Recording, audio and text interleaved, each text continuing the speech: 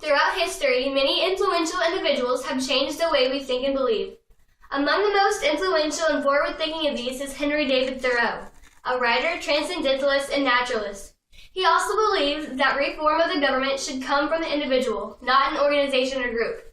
He believed an unjust law needed to be spoken out against, not just obeyed.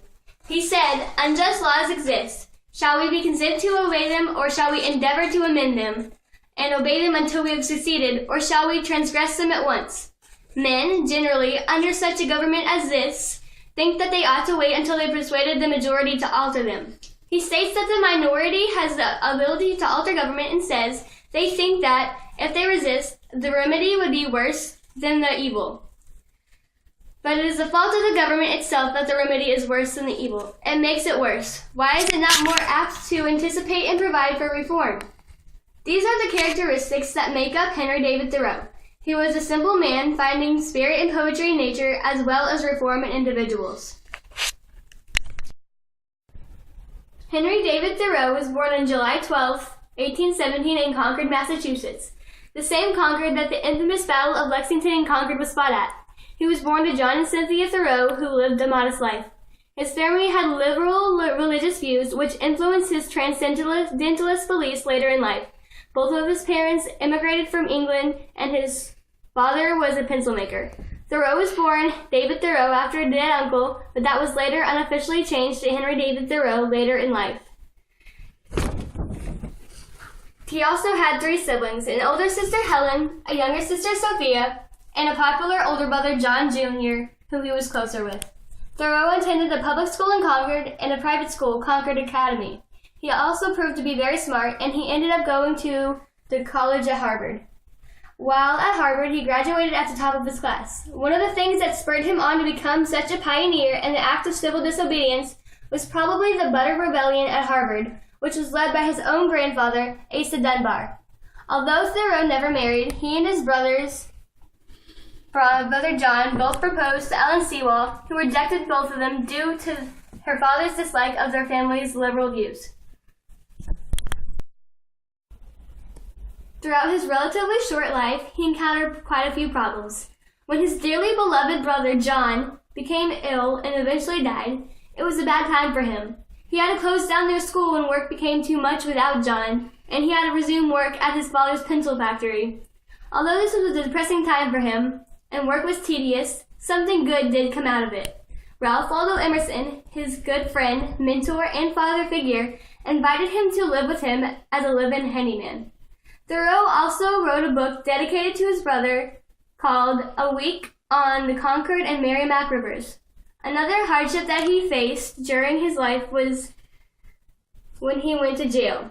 Thoreau, acting on his belief of the principle of civil disobedience, which he wrote an essay on, purposely refused to pay his taxes, showing his objection to them in the Mexican War.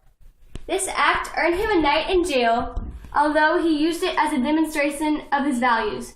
He was strongly opposed to obeying laws, saying that if a law is of such a nature that it requires you to be the agent of injustice to another, then, I say, break the law. Emerson felt strongly that the government, especially state government, shouldn't interfere with people's business so much. I feel that to some extent the state has fatally interfered with my just and proper business. It has not merely interrupted me in my passage through Court Street on errands of trade, but it has to some extent interrupted me and every man on his onward and upward path, in which he had trusted soon to leave Court Street far behind. With Thoreau's dislike of government interruptions came his amazing acts of civil disobedience and writings that influenced people, which he is well known for. Though he lived in Concord most of his life, he made the famous move to Walden Pond, 14 acres owned by his good friend and mentor, Ralph Waldo Emerson. This house was mostly hidden from civilization. World Policy Journal says, on July 4th, 1845, Henry David Thoreau retreated for 2 years, 2 months, and 2 days to a small cabin on land owned by his friend and mentor, Ralph Waldo Emerson. It was 14 acres along the shores of Walden Pond, deep in the woods of Concord, Massachusetts. It was an experiment in minimalist living and exploring the natural simplicity, harmony, and beauty. This is the house that he built here. He moved there for 2 years to try living a more self-reliant, simple life, completely in harmony with nature. At Walden Pond, he also started getting into natural studies. While he did this, he wrote his most famous book describing his thoughts and experiences, many of which reflecting transcendentalist beliefs. This book he wrote was called Walden, after the location he was staying at. Thoreau was strongly influenced and affected by his good friend and teacher, Ralph Waldo Emerson, the man who let him live at Walden Pond. Thoreau met Emerson during his second year at Harvard, where they became friends, and Thoreau became a better writer under the influence of Emerson, who happened to be the most effective transcendentalist writer of their time, and possibly ever. Ralph Waldo Emerson was not only a major influence on the world, but he was certainly a huge influence on Thoreau himself. He was an extremely well-known philosopher and writer, basing his work mainly on the topic of transcendentalism, which led Thoreau to also become a very effective writer, basing his work mainly on the topic of transcendentalism also. Emerson was Thoreau's best friend throughout life, and Emerson thought very highly of him. He said, Thoreau was resourceful and ingenious, he had to be, to get the life he wanted. He was patient and tenacious, as a man had to be, to get the most out of nature. He could have been a notable leader, given all those qualities, but, Emerson remarks that, sadly, Thoreau chose instead to be merely the captain of a huckleberry party. Nevertheless, Thoreau was a remarkable man, and Emerson gave him the highest possible praise by calling him wise. Ralph Waldo Emerson had a major impact on Thoreau's life and continued to be a driving force for his work. One of the socio-cultural practices and beliefs of Thoreau's time was transcendentalism, an idea that became wildly popular during his lifetime. Transcendentalism was the belief that divinity was found in nature. Transcendentalists like Thoreau strive to live simple, independent lives, free of the growing commercialism of the American culture. They focused on personal spiritual awakening of the individual self-gained insight. They were very idealistic and embraced nature as they reacted against the increasingly commercial nature of the emerging American society. That was from the Gale Student Resources and Context. Also, nature was very highly regarded.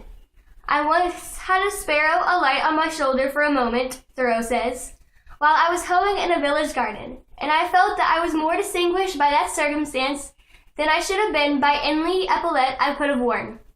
Transcendentalist views often appeared in Thoreau's writing, such as Walden, when he writes about rejecting the normal way of life to lead a simpler one. He says, the life which men praise and regard as successful is but one kind. Why should we exaggerate any one kind at the expense of the others? During Thoreau's time, transcendentalism was a new idea, and many members of society were shocked by the questions it brought up. Thoreau's work influenced society by exposing his reader as well as listeners' minds to new thoughts and ideas, unheard of before his time. He proved to be very influential in his ways, so as to influence some more recent readers, such as the most famous of his recent readers, Mahatma Gandhi. Gandhi learned from his acts of civil disobedience and imitated them, peacefully protesting Indian government and effectively making a change. Other members of modern society have also read this work and been inspired by what he said. On top of all of this, he once was a teacher, giving youth bits of knowledge and wisdom, and in the long run, positively affecting the world through the children he taught.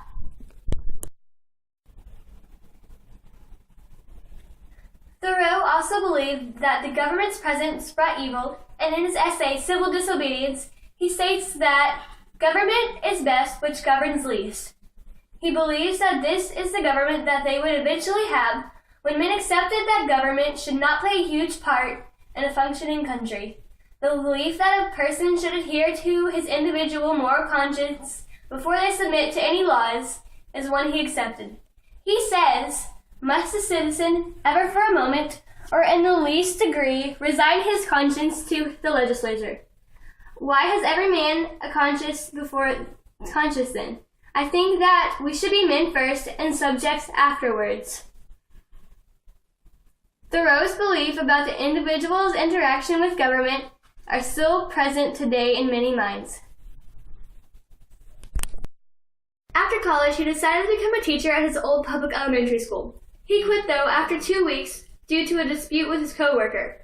He and his brother thought they would go to California and earn their money there, but they decided to stay back and work at their father's pencil factory. He eventually decided he would help his brother John at the school he started. After Thoreau graduated in 1837, he faced the problem of earning a living. He taught briefly in the town school, taught for a longer while at a private school his brother John had started, and also made unsuccessful efforts to find a teaching job away from home. That quote was from the Encyclopedia World Biography. He founded the school in 1838, and while he and John had a good career there, John became ill, so Thoreau closed the school in 1841. He returned to his work at his father's pencil making factory, but shortly after that, Ralph Waldo Emerson offered him a place at his house as a live-in handyman. It was there that he acquired the ambition to become a writer, and under Emerson's mentoring, he grew and developed his transcendental views and thoughts. Later on, Emerson let him live on Walden Pond and write his famous book, Walden. After he returned from Walden, he went back to his father's pencil factory. He started renting a room at his parents' house and ended up living out the rest of his days there. In addition to being a writer and philosopher, he also proved to be a worthy naturalist as well as an environmentalist. During his stay at Walden Pond, he documented plants. This research is being used as useful information by scientists even today. This research is based off of his field research while at Walden Pond. After poring over Thoreau's sprawling handwriting and working with botanists to interpret his 19th century nomenclature, Primack's team set out in early spring in search of petals of lady slippers, red trillium, and pond lilies. Consistent with the rise in Concord's average annual temperature by more than 2 degrees Celsius since the 1850s, Primack found that 43 plants observed by Thoreau today flower approximately 10 days earlier. Of the species Thoreau described, more than half are either no longer present in Concord or so rare that enough specimens can be found for the statistical comparison. Thoreau's Concord, a landscape of wet meadows, hayfields, pastures, orchards, and small woodlots, has become mature forest fragments interspersed with the suburban housing interlaced with roads that drain commuters into Boston offices. That quote was from Yannick. This is a detailed example of Thoreau's work being used still today, demonstrating his effectiveness. His work has not gone to waste, and this is yet another one of his many contributions to society. Thoreau was also a contributor to his community. He loved children as well as teaching children. He also cared for his loved ones and furthered his father's pencil-making business. He was also extremely devoted to his work as an abolitionist.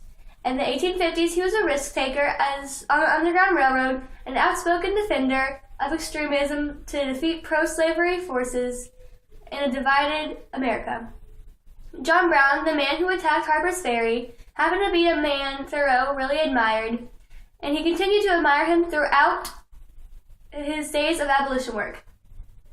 In John Brown, he found his one only hero. He became Brown's friend and ardent defender, and after Brown's raid on Harper's Ferry, Thoreau spoke out for him in the most fiery words he ever used. That quote was from the Encyclopedia of World Biography. Thoreau may come across as cynical at times because of his views concerning government. On the contrary, though, he was actually a positive person.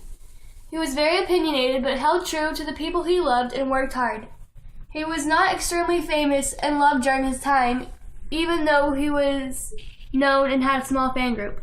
But his true fame and profoundness came later through his writings. They contain important thoughts on life, government, and self-value. He was regarded as one of the most well-known philosophers of his time, and despite his death, his thoughts are still with us, inspiring us and motivating us. Thoreau's life ended on May 6, 1862 from tuberculosis, which he had suffered throughout his whole life. He died at home as he had moved back there to Concord in his last days, renting a room at his parents' house.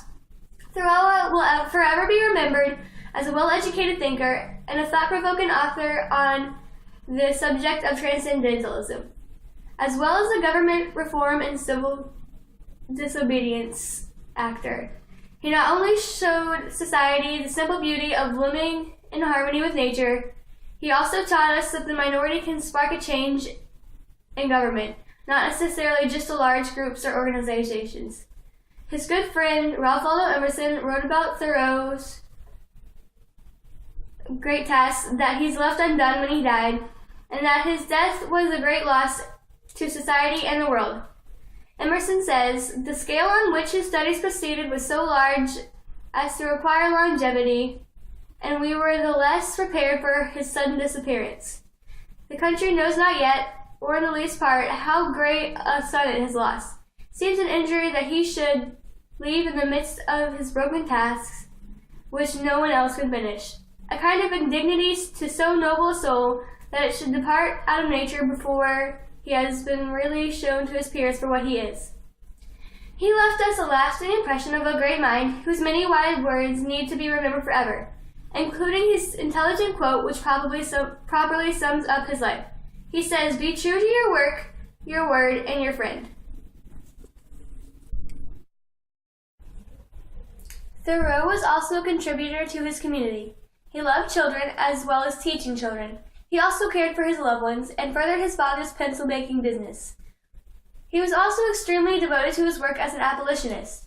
In the 1850s, he was a risk-taker on the Underground Railroad, an outspoken defender of extremism to defeat pro-slavery forces in a divided America. John Brown, the man who attacked Harper's Ferry, happened to be a man Thoreau really admired, and he continued to admire him throughout his days of abolition work. In John Brown, he found his one only hero. He became Brown's friend and ardent defender, and after Brown's reign on Harper's Ferry, Thoreau spoke out for him in the most fiery words he ever used.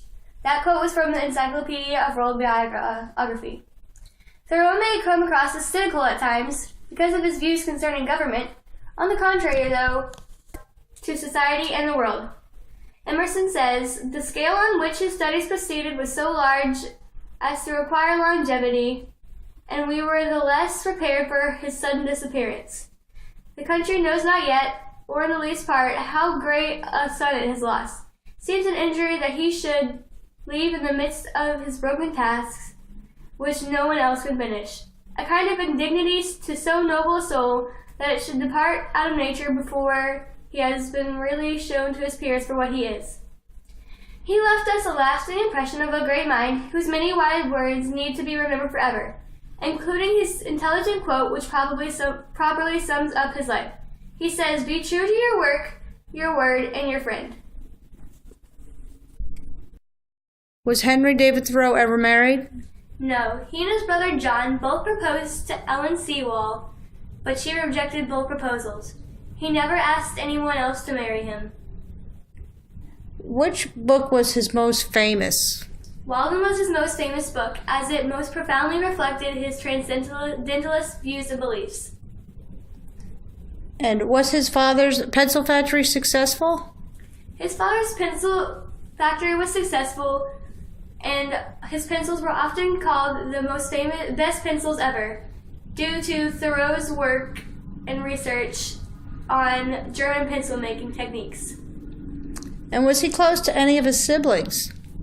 He was close to his brother John, and they had many trips together, and they also worked together at John's private school. When John became ill and died, Henry David Thoreau wrote and dedicated a book to him called A Week on the Merrimack and Concord Rivers.